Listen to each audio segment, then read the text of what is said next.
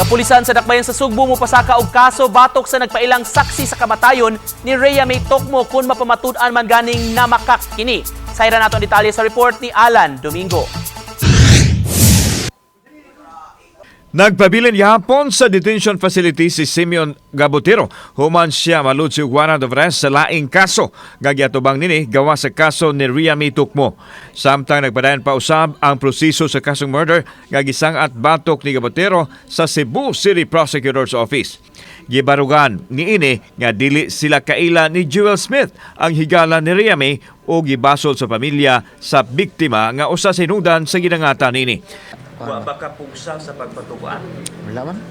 Ha? Wala gyud pugsa sa pulis, wala. Wala. Angkon ko tinon. Nagidudahan ka nga bayaran ka kay aron mo angkon lang. Di kuha na Di na tinuod Nga gibayaran ko.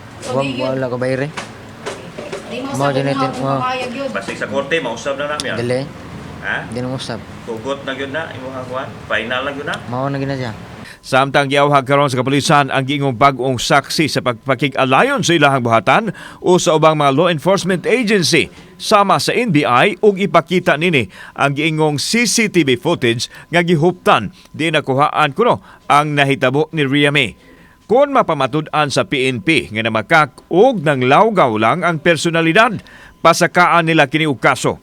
O tinuod ang iyang istorya makatabang man among i-embrace og kuan adto siya sa lain nga kuan agency o wa siya salig namo adto siya sa kuan og matinuod man pero once ma-probe nga dili day tinuod ana mi mo himo og aksyon ani para dili pod sundugon sa ubang tao in the future. Dili matud pa matarog ang forensic science-based evidence nga ilang gihuptan batok sa mga hearsay information.